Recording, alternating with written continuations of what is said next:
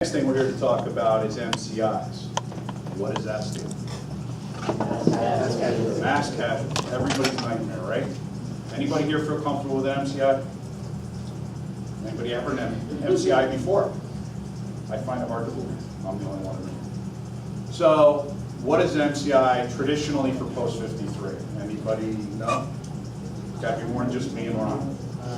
Somebody here knows the answer to that question. 4 patients. What's that? More than 4 patients?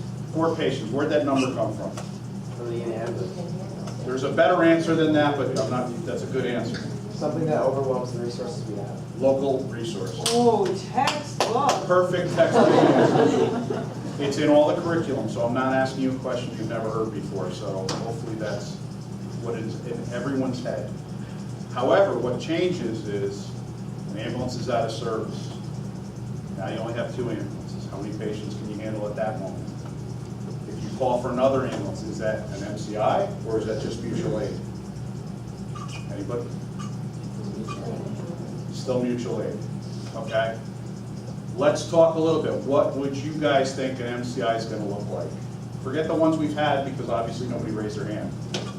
What's an MCI look like? You're 50, you're 50, you're 51, whoever those people are. What's an MCI look like? Does it stand there and wave and go, hi, I'm an MCI? No. Anybody? Throw them out. You read them in the newspaper every day. Multi-car accident. Bus accident. That's the #1 I've heard in this room every time we discuss MCI. Everybody thinks it's going to be the charter bus Peter Pan. 50 patients in a bus. That's not what you see. We see it occasionally maybe. I don't think Darian's ever had a bus incident where it was an accident and the bus had a rollover and you had 10 to 20 patients. More frequent than that, and it happens all the time, and we just don't call them an MCI. Multiple car MVA. I-95, 4:30 p.m. on a Friday afternoon. Everybody on the East Coast is trying to go one place. Where's that? They're coming home from work, right? Boom, boom, boom. Guess what? Oh, we need another bus from Norwalk. Well, it's really not mutual aid at that point. It's really an MCI. So I think we all need to adapt a little bit better, in my eyes. One of my tasks today, and everybody somewhat was invited, was Fairfield County had a large-scale exercise held in Norwalk for 14 communities. And so it was a tabletop. So teaching this is great, but it's really about what your knowledge is and your expertise. And believe it or not, even these guys that are sitting on the floor probably have a good concept of when an MCI could happen. So I'll give you a perfect for instance. This morning, unbeknownst to all of you, Darien responded with all their ambulances to Merritt Parkway and the railroad. Does anybody know where that is? Anybody know where the railroad crosses the Merritt Parkway? Somebody here knows. Around Tom and Chill, correct. Train derailed, went down, fell on top. Route 15. And they had up to 500 passengers. Question for the 50s and 51s in the group. How do you handle that? You're going.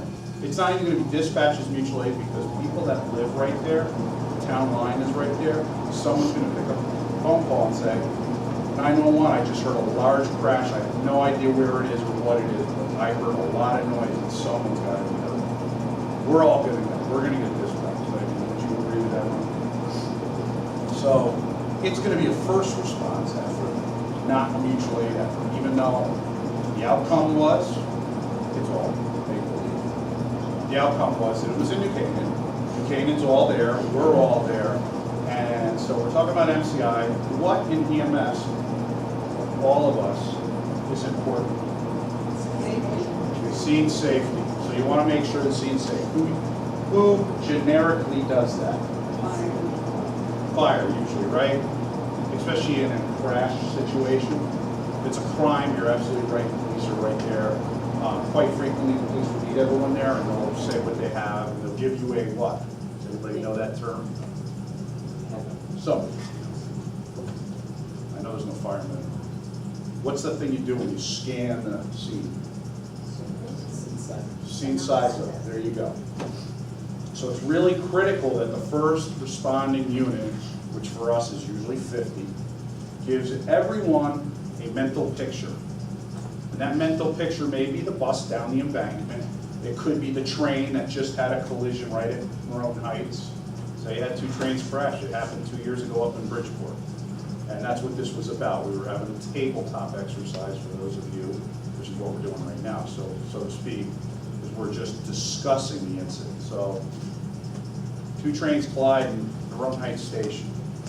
Who's given the scene size of it? Who most logically will be there first? We're right here. Don't you think one of us is going to be here before police? Unless the cop was sitting in the Maroon Heights train station lot. You guys are there first. So you're going to say what? Somebody give me a description of what you're going to find. Make it up. I'm not. Some people walking. 2 passenger trains collided, multiple victims in each car. We'll need additional help, fire, police. Okay, perfect. The scene that you're all thinking about right now is an MCI. How do we declare an MCI? Does anybody know the proper way to? This is all on a plan. It all looks good on a bookshelf, but nobody ever takes it off the shelf. So how do you do that? What is 50 or 51, or maybe even the 53 driver, if they beat everybody else there? What do you say? Or do? Is there a magic button pushing the gap? Anybody know? Jim, this is your turn. Oh, somebody's behind you, I'm sorry, speak So up. you have like context events there, depending on MCI, you get like what the incident is, like number of patients, how many ambulances. Perfect. So we do it every day. They dispatch us, so we actually have a front line to CMed without even switching channels. The old protocol, if you were to read the old plan, it specifically says a code, which we no longer use. So if you say that code, for some of the older people that have been here for a long time, they're probably going to question what you mean by a code 1000, which is what it used to be. So what you basically do is get on the radio, say I've got mass casualty incident, I'm requesting support from our mutual aid ambulances, and then what's the role of everyone that shows up? I'll give you 2 ambulances show up in the first 3.5 minutes. What's everybody's role? Triage. Triage, but what's more important than triage? He mentioned it earlier, NIMS. Nope. What's the one thing you have to do at every incident? BSI? What's that? BSI? I didn't hear you. BSI? The most important role in an emergency is someone has to take command. Okay? What happens if no one takes command? Chaos is a good word for it. The worst thing that could happen is no one takes command and everybody assumes a role. You lose accountability, you lose people if they put themselves in the wrong place, especially if the scene is not safe. So the most important thing for the first arriving officer, mostly 50s and 51s, would be to take a command presence. And does anybody in this room know how you do that? Put on a white hat. So something is identifying you as the guru, is that the right way to put it? The IC. Could there be more than one incident commander? Some of you know NIMS. Yes, what's it called? I'll give you a hint. If you take a policeman, a fireman, and the first selectman, you put them all in one room, all together, it's called what? Something command. Group command. Almost. Incident command. Getting close. I'll give it all out. Unified command. Okay. Other than terrorism, I can't think of any other particular situation where multiple events will be going on at the same time unless it's a natural disaster like Sandy or a big hurricane. But the reality is, and this is where it's very difficult for EMS, and I'm not saying this because I've been a fireman for 33 years, but predominantly other people, including the police department, have always identified the fire services taking that lead incident command role. And that's definitely wrong in an EMS situation because you cannot command your people if you lose focus and let the scene overwhelm you. Because that's what's going to happen. Let's face it. There's, say, 10 people involved and 2 ambulances showing up at a scene. So of those 10 people, some are riders, right? For those of you in the room. You're going to sit there and look to the next guy and say, what should I be doing? So what should we be doing in MCI besides taking command? Does anybody know the roles that we need to fill? Triage is one, so they call it a triage group. What's the other one? Transportation. That's the only two things that EMS really has to worry about with MCIs is command, triage, and transport. In an MCI, are we doing all that we do on a daily basis? What are some of the things you don't have to worry about? CPR. You're going to every patient as quickly as you can, which is where triage came from, and trying to identify salvageable bodies. We don't have the time, we don't have the resources. It has to be done efficiently and quickly, because when you pull up and you say you have, and this is just something because I've been around too long. If you tell me there's 2 trains that collided on the train tracks out here, my mind, yours may not be, to you it may be 2 cars. To me, I know that usually Metro North runs with about 5 to 10 cars on each direction. So you could potentially be talking up to 2,000 people on a busy rush hour day. That's a lot of potential injuries and fatalities. So we can't handle that. No one would expect you to handle it. So it's really important that somebody takes that role. I'm incident commander. I want, this is close, to be triaged, in charge of triage. Because mine is the big picture command. She's going to worry about making sure all of the people we have responsible to us, meaning the adults, are cared for, secure, and safe so that we can control that scene. Because does anybody know why we use ICS to begin with? It has to do with span. You probably know the rest of it, somebody here does. Span of control, anybody ever heard of that? How many people can anybody manage effectively? Anybody know the numbers? Right out of the EMT book and anything related to an EMT book. One person, one EMT? One person, how many people can you oversee? I'm gonna guess. Go ahead. I'll guess it's somewhere between 5 and 10. It's a good guess. They claim that effectively and efficiently, you can do between 3 and 7 people. So how do you do that? How does someone create that span of control then? Because if I tell Mrs. Close that I want her to be in charge of triage, how does she control the 50 membership here? What does that take? You divide up, you divide and conquer. So you're going to say, Mrs. Close might say, I'm going to take 1 car. We're going to call that car A or car B or northbound, whatever. You divide up the scene, and then you put people in charge of that. Each sector is what they call them, sectors, and that's a specific location. So that's how you divide up those responsibilities. And the reason all this is important is because at the end of the day, we all want you to go home. What else? We talked about transportation. So we're going to pick somebody. Margot's great. She drives a lot during the daytime. She shows up in 311, and somebody here says, Margot, you're going to be in charge of transportation. What did that just do to her? Anybody know? She's not driving the ambulance anymore, right? Right. Because once you're there, you're there. If Mrs. Close and Mrs. Benton sit on the scene and are in charge of people, they're not driving our vehicles anymore. So what's really important is that you understand the flow of this incident. I'm not trying to overwhelm you by any means. We're all trying to give you a real small concept-driven approach to this. It's just really important that as EMS professionals, we're used to touching.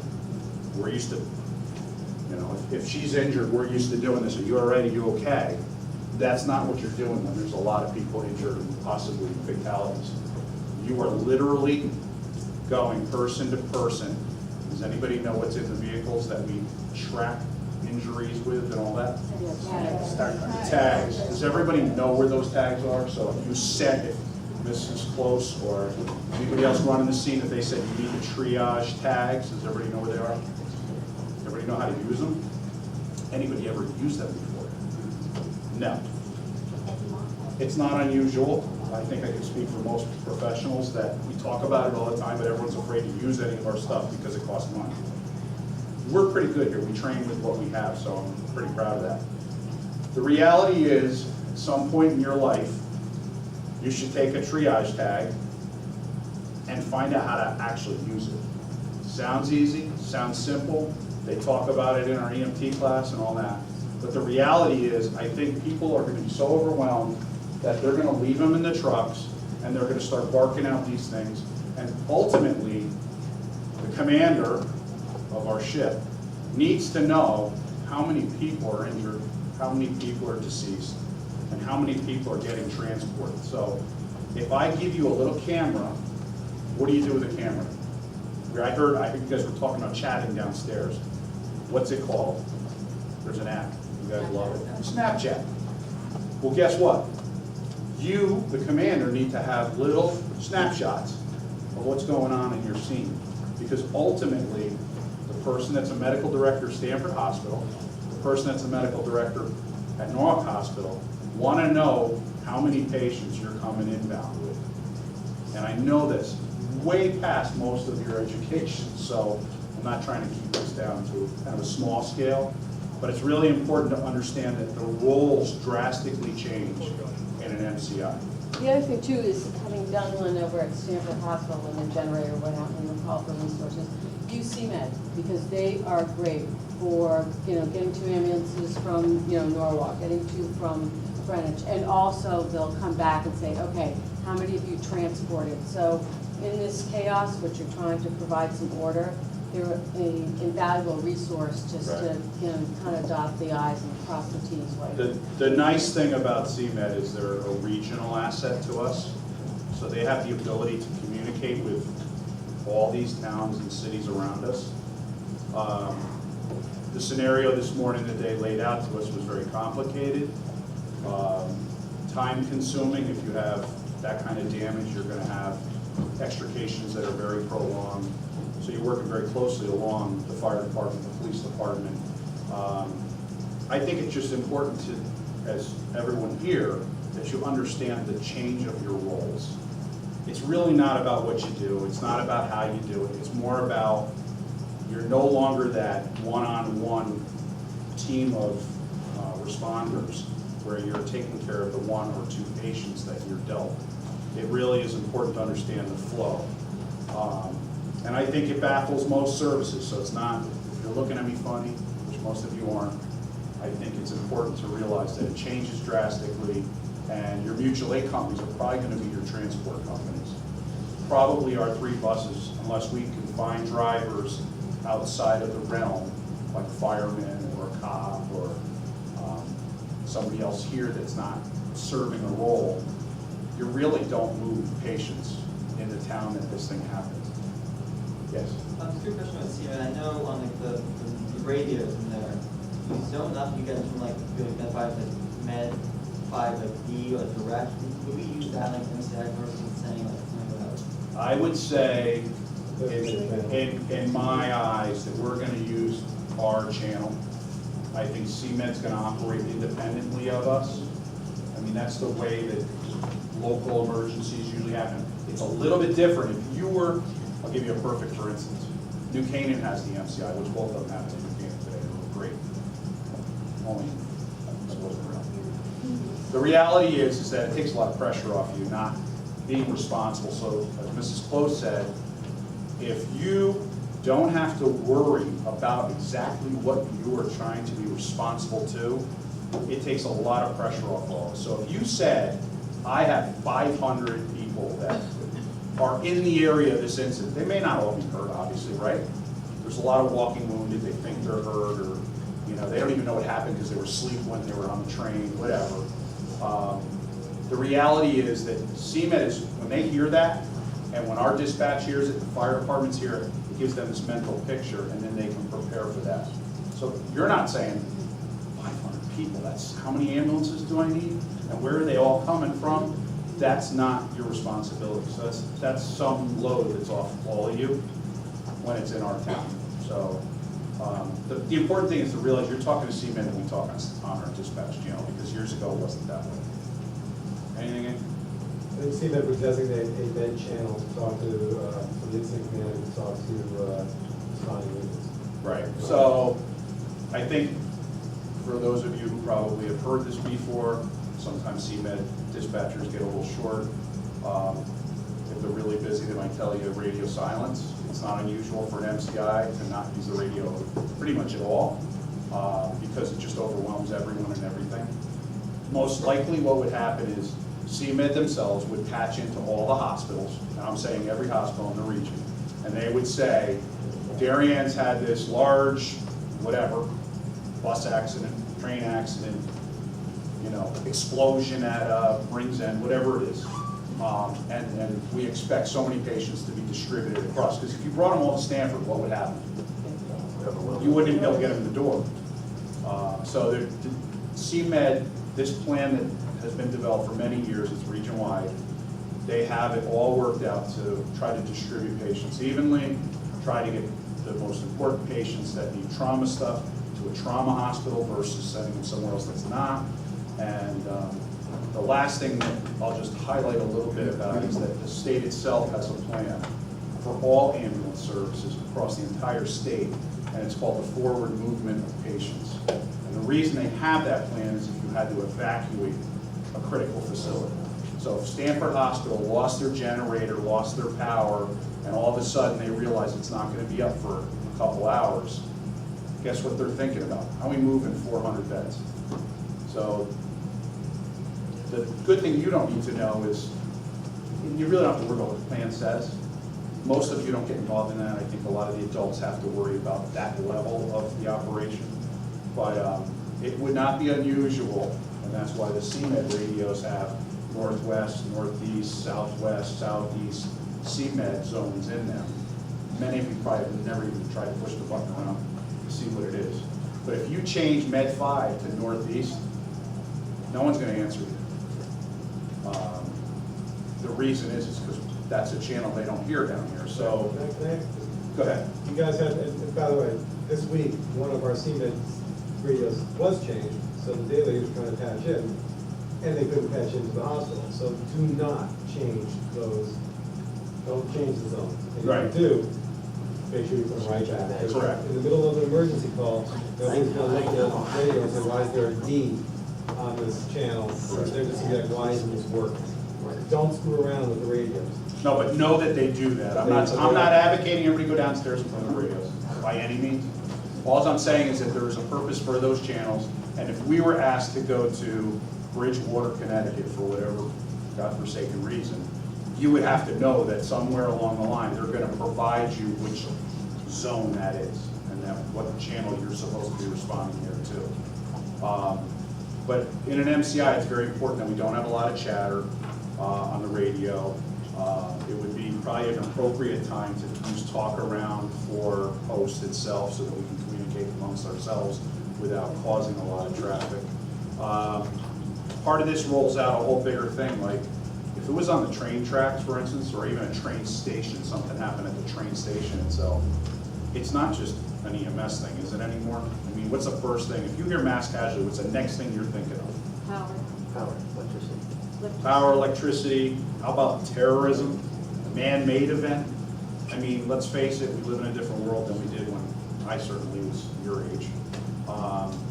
You know, now when people hear even something as small as a bus accident, people are heightened. They have a heightened sense of what's going on around them, and they expect you to secure the scene that you mentioned. But part of that mindset is, could it have been man-made? The incident on the train tracks, could it have been a bad track, train, whatever, or could it have been some type of device? The thing is that we're all in a different world a little bit, including myself. I was never trained to this level many years ago, and I know why you're looking at me kind of fuzzy, because it's a whole different ballgame. But the important thing is it keeps you guys thinking a little bit more refreshed and talk about NIMS. Let's see, what else can we talk about? Mark, I have a question, Shoot. two questions actually. Nikolai was mentioning the getting in touch with CMed right away to let them know you're declaring an MCI. Can you declare without knowing number of patients? Because my gut would tell me if I see two buses have collided on 95 and I know there's passengers in there, I want to declare before I'm even inside those buses looking. All right, so textbook-wise, no. Textbook-wise, you'd want to have an assessment of the scene. Now, I'm not saying you to enter the buses because, but if you pull up and you see like pillows against the windows, and you see, you know, a few bodies or whatever, Right. whatever, I mean, we could talk all day, you could throw scenarios out just as well as I can. But the reality is an MCI overwhelms us locally, so it's really not a lot of patients. So if you see a bus, I'll give you a perfect for instance, a school bus. It was Not a that you school guys bus wanna talk today about this, but- in Greenwich. If you have There's a one school today. bus that gets in an accident, does everybody realize that they have to transport every kid on that bus to a hospital? That happened in Greenwich today. That's state law. You're not getting out of it. You don't sit there, oh, I'm fine, I can't go, you know, I'm staying here. You're going to the hospital. You're gonna be checked out. So technically, if you have a school bus incident with kids on it, it's an MCI right away. Even though there potentially could be no injuries. It's just the way it is, and that's how they protect the liability of the Board of Educations and all that. The other question I had is Go ahead. the white hat question, the incident commander, not necessarily the white hat, but my mind wants to find the white hat right away, which might not exist. And really, technically, who has the white hats? We don't have white hats here as far as I Isn't it know. usually the so- first person on scene? First person. Let me give you my Where is take the on, physical- let me give you my take on it. Where is it? The fire chiefs in Darien, of all three departments, wear white helmets. So when I think someone's kind of giving you that scenario in the back of your head, that they're telling you to look for the white helmet, because he's the guy who's gonna be in charge. The downfall to that is that we have our own person in charge. Even when the fire chief is on a scene of an accident, you, 50, are in charge of your people. They are not keeping an eye on everything you do. Yes, they're keeping an eye on the overall scene, they want to make sure you're operating safely, they're making sure there's no fire hazards, etc. But the reality is, you're in charge of your crew. They're not. Nobody here has that many eyes. So Mark, wouldn't you all be the incident commander? Aren't you the head honcho? Me? Well, let's say I get there first. I was for 12 years. That's No, long so let's say gone. I get there first. The minute you get there, I give that over to you because you're. And does anybody know what that's called? Transfer of transfer. Transfer of command. So I'll give you a perfect for instance. Fire department's on scene of an MBA on the thruway, it's a MCI. Right. They're in charge even legally by state statute. However, it doesn't relinquish the person driving our fly car from being in charge. You're still in charge of your crew. The fire department doesn't tell our EMTs, I want you to do this, or I don't want you to do that. So I don't want you to walk away from here thinking that because someone's the incident commander, that absolves of all of us of operating safely, because it's not true. And I've been in the fire service for 33 years, I was chief for 12 years, and now I've been in emergency management for too long. The reality is, and this is where, not this past year, we had our MCI drill at the drill ground for the EMT class, you have all those car accidents set up. Somebody made the comment that fire's always in charge, and that's not true. I wish they never said it. He obviously needs his head examined. But if it's a crime, who's in charge? Police. In this day and age, I don't care what it is, if it's a fire, whatever it is, what's the first thing is, and I'm a fire marshal too, I don't even know if half of you guys know what that even means, but we're in charge of investigations of fires. It is criminal until we prove it is not. So the reality is, when you go to an MBA on the thruway, the fire chief's in charge until the rescue's done, if you want to put it that way, meaning the extrication's complete, you guys put the patient in the vehicle, and then you start to head out. It transfers back to the police department because there's technically could be criminal. So they have to preserve that scene. They do all. The fire department doesn't stay there forever and run the scene forever. There's a constant transfer of who's running almost every scene you can think of. And I hope that doesn't confuse anybody. anybody, but the reality is, someone for us is always in charge of us. And yes, there is a set of eyes above you, if you want to put it that way.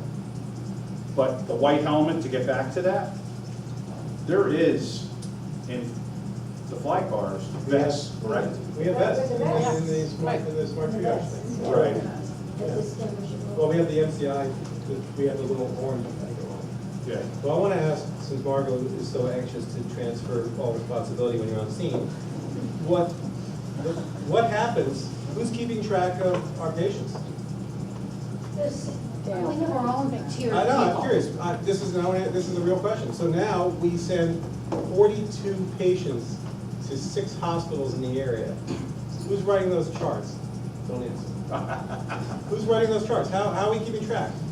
Well, we've seen Gail is triaging the patients, and I'm So when you have an MCI, you don't have to write charts. No, no. It's a trick question. So the point is, there's an advantage to declaring an MCI. When you see 6 cars hit each other, and you know you've got 14 patients, and you're thinking, well, Stanford's gonna send a bus, and Norfolk's gonna send 3, there is an advantage to declaring an MCI. And CMed will tell you that, because they want to give you a secure channel to communicate on. They want to pull all the radio traffic off of, put it in one place and let it work itself out.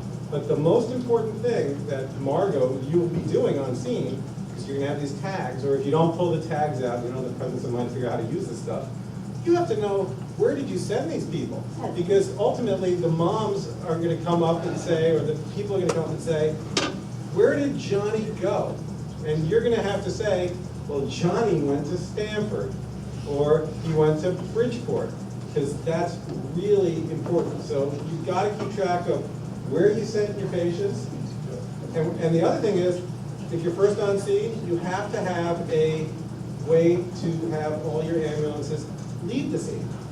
They have to be able to exit. You can't just have them all come into one place. So the most important thing, I think, is like the first 5 minutes of the call. Because that's when you're going to decide, wait a second, we're between exit 9 and exit 10. I want everybody to enter here, and I want everybody to exit there. Because if you don't do that, you're not going to get, people are going to get blocked in, fire apparatus are going to start blocking people in, and it becomes a real problem. So Staging is what it's called, and it's extremely important. It's something you have to think about before an incident. It's great to think at the time of the incident, and just a quick briefing of what we did today, because I think it's important from an EMS standpoint. And Stanford had a large presence there, which was very nice. They covered multiple municipalities, because that's all that showed up to this huge 14-town drill today. The first part of the drill was a transportation incident, which, there you go, we can't get any closer to that. Where do we usually stage? I mean, come on, we talk about staging every incident on 95. Okay, on the ramps. So, right away, I think everybody in this room is kind of already familiar with staging. And if I told you as a fire chief that there's an incident in the next town over and we need ambulances, as a driver, whatever you guys all are, you would want to know where you're going to, correct? Someone needs to communicate that type of information to you. That's why it's critical to us.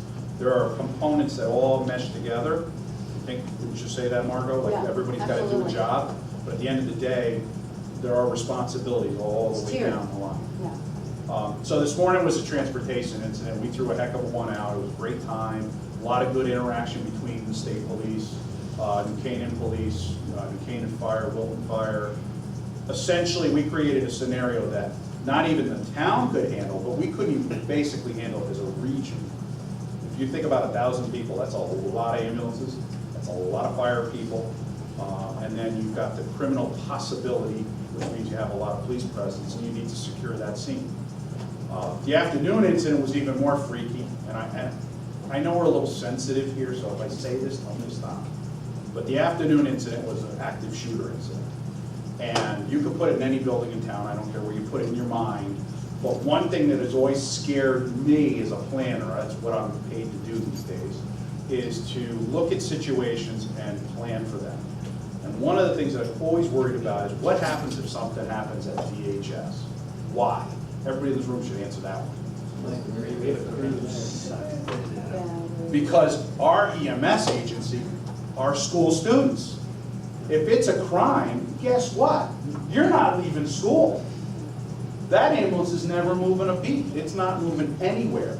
We've just lost the entire Darien EMS without the day leagues. I realize we have day leagues, day dudes. The bottom line is it impacts Darien tremendously, and it doesn't have to be a shooter. It doesn't have to be a propane explosion. There's a lot of things that can happen to people and render them incapable of self-preservation, if you want to call it that. So as a planner, that is something I'm always interested in talking to everyone about, because we all have ideas. You young kids probably have better ideas than I'll ever think of, because you guys are the new generation. I'm old school. I think about the old times when police still had the ambulances. You know, they used to run down. You don't even remember these stories, do you?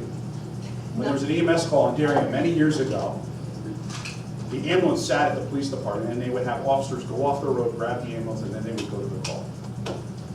That was before Darien EMS existed. Along the way, they stopped doing it, and we took it all over, and it's all good. The problem I foresee is that anything ever happens at the high school, and it could be a fire, for instance, but they want to lock down the building for whatever reason.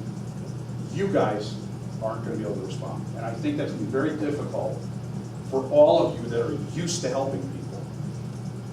Well, let me give you a bad situation to make it worse. You're 53 driver, there's a set of day leagues, but you're the next due ambulance, I guess if I were to put it.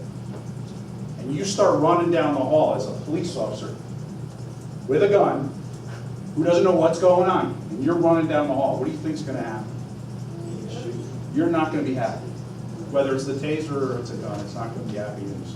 So I would love it if all of you in this room would take 5 minutes of your day, whether it's tonight or tomorrow while you're at school, and say to yourselves, what would we do and how can I help that? Because ultimately, the town of Darien needs to find a solution to that one scenario. And it could be anything. Like I said, it could be a gas leak. It could be, a fuel oil leak. It could be a lot of things.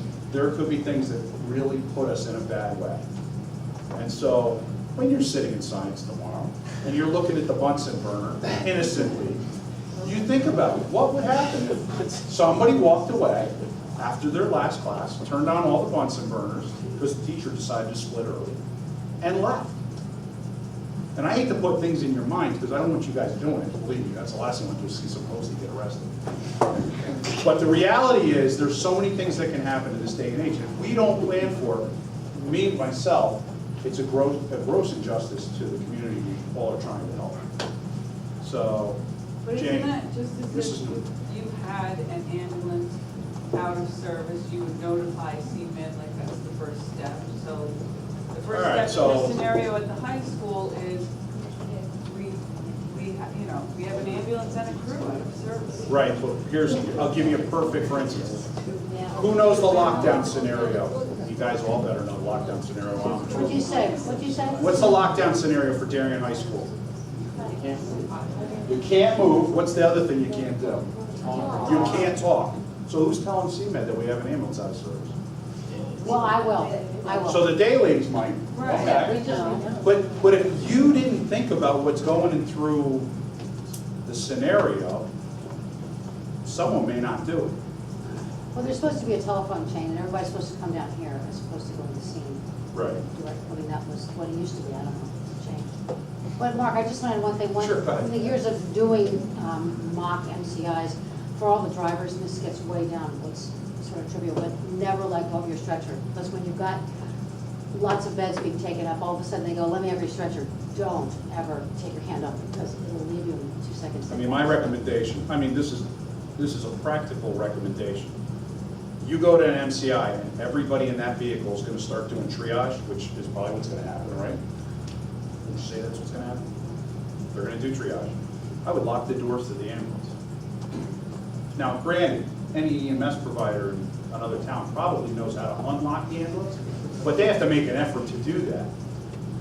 It's not unusual to steal equipment off other people's trucks in large incidents. I don't care what kind of incident. The factory fire up in Bridgeport just 2 weeks ago, a week ago, whatever it was, they evacuated entire neighborhoods. This is stuff that when you read the media tomorrow on the news, on the internet, whatever it is, that's what you should kind of run through your heads, even as young, newly candidate members of Post. You could sit there and say, what would I do? It won't hurt you. You know, what would I do if I was 53 driver and I was, called to Bridgeport for a fire? Where do I start? I mean, how would you even get to Bridgeport? Does anybody even know? I mean, seriously, a lot of kids might say 95, but guess what? 95 is what? 90% of the day. A parking lot.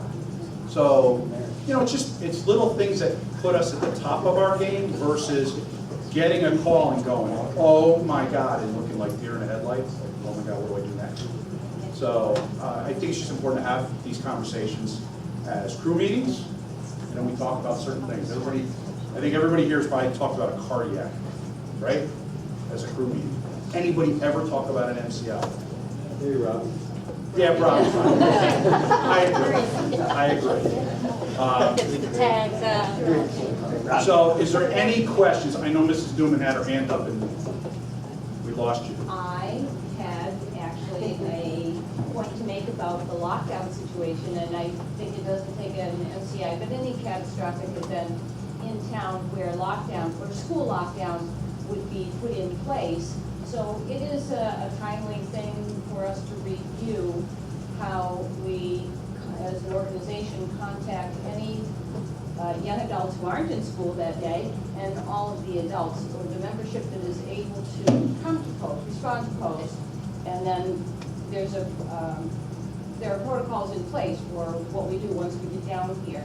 So, I mean, it's really not that far-fetched now with this lockdown situation and the monkey see, monkey do about shooting people up. And having the mostly adult membership respond down here and what role they play is an important one for us to review as well. I agree. One other question, just because it comes to my mind every once in a while. Does anybody know the difference between a lockdown and a lockout? Do they even teach us in school? We did a lockout. Nobody can come in. So that's the most likely scenario in my mind that any of you guys will ever experience, and I hope and pray that's the case.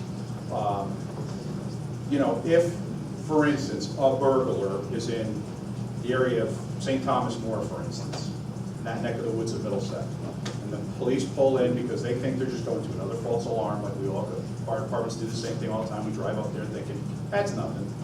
And it's a burglar alarm going off, but it's nothing. And all of a sudden, here comes this guy flying out of the house. And then, oh my God, did I just see that? And they look at the other cop and he goes, yeah, and they take off running. These days, they're not going to think anything of calling the school right away, maybe even before that guy even crosses Middlesex Road, and say, I want the school locked out. They might say lockdown, but it's the same idea to them and not to you. So all the doors get locked, and they're not going to let you out of the building, correct? I mean, I would assume they're not letting 53 out as much as anybody else who wants to leave the premise. So it really is just the mindset of everybody these days that things are different. But there really isn't a plan that matches that, because our MCI plan, just for your knowledge, was written in the 90s. It was updated about 4 years ago, and now everything is starting to become regional. Like MCI plan is a regional plan. These things are all regional kind of efforts now, because everybody knows that there's not enough ambulances in Darien to control everything. There's not enough fire vehicles. So plans are changing. Joan, you're still on the regional council, right? So right now, we're in the midst of updating the EMS plan, which is local. So all your input, from the people sitting on the floor, to the people in the front row, to the drivers, to the adults, is stuff that exposes me to things that I may have never thought about. So I guess I'm asking more for your help tonight than I'm trying to teach you anything. So, sure. Yeah, in the event of something like a fire at the high school, is it entirely possible that they won't let 53 leave? So I was thinking, we have those ID tags now. And let's say there's police officers in the building. you be able to go out and say like, look, this is my ID, I'm going to post and get the ambulance out? Would that be a possibility? It may be. It's funny that you bring that up because of the world we're in. The new philosophy with the police is that they basically want to secure the scene before they let the fire department in. And the first thing that came to my mind when the guy said it to me was, we've had a fire at the high school. The new high school, as a matter of fact, probably most of you weren't going there, obviously, which was quite a few years ago. Fire in the bathroom, the sprinkler system did its job. They're mopping up the water as the fire department got there. And this is like pre-school resource officer, so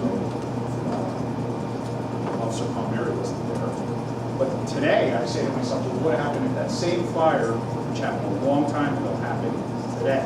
I don't know how it would be.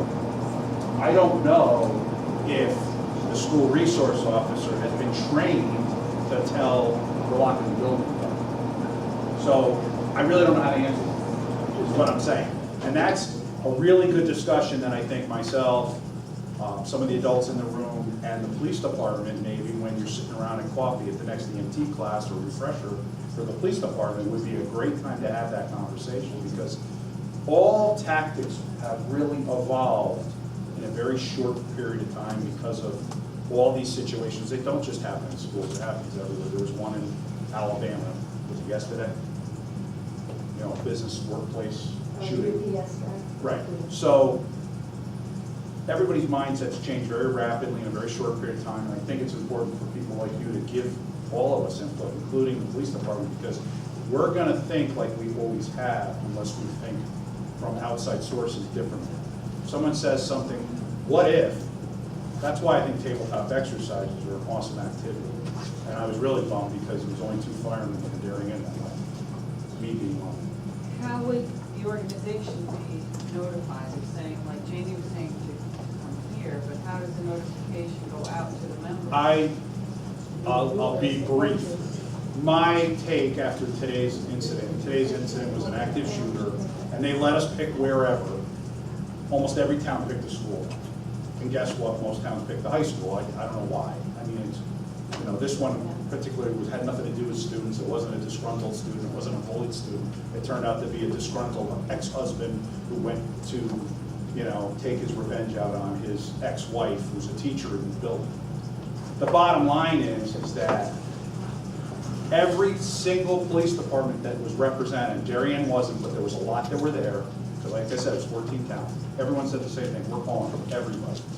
So I would assume when they said that, that means they're gonna call EMS, because you possibly have injuries, they're gonna call fire, they're gonna call, you know, police, fire, EMS, and then mutual aid.